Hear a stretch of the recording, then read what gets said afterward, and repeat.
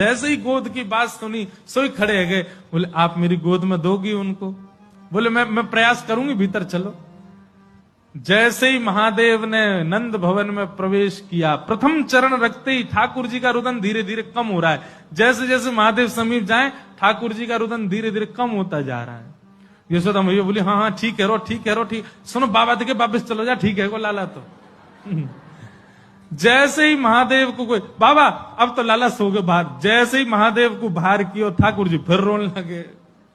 यशोदा मैया समझ गई या जोगी नहीं कछु कियो या लेके आओ भीतर। महादेव सामने आकर के खड़े हो गए। मैया गोद में लेके बैठी है, ऊपर से छुपा रखे हैं ठाकुर जी और नेकी दिखा रही। बाबा देख लेते कि यही।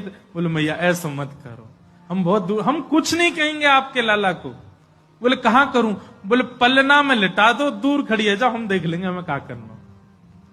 यशोदा मैया बोली मेरो हृदय निकरो जा रहा हो बाबा। बोले मैं सौगंध खा रहा हूं मैया, और मैं आज नजर उतार के जाऊंगा और तू कुछ सौगंध खा के कह रहा हूं, जब तक तेरो लाला बड़ो नहीं है जाएगो, जब तक तेरो लाला या पृथ्वी पर रहेगो, मैं या की नजर उतार के काजिया के संग ही रहूंगो।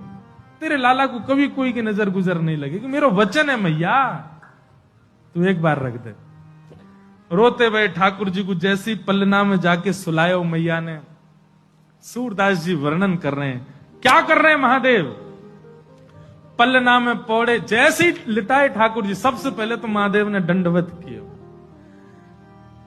यशोदा मैया कह रही बाबा तू तो ऐसे दंडवत करे जैसे कोई परमात्मा है। बोले मैया तू कहा जाने, तेरी गोद में कौन खेल लो है। अपनी श्रृंगी निकाल करके मुख से लगा करके जैसे ही स्वर प्रकट किया, आहा वह स्वर को सुनकर के नेक से गोपाल जी रोनो वोनो तो भूल गए, शांत है गए। सब गोपियां सब देख रही हैं ठाकुर जी को, और नेक से ठाकुर जी के रुदन तो दूर है गए, मंद मंद मुस्कुरा रहे हैं, मंद मंद हंस रहे हैं, मंद मंद आनंद में भर गए।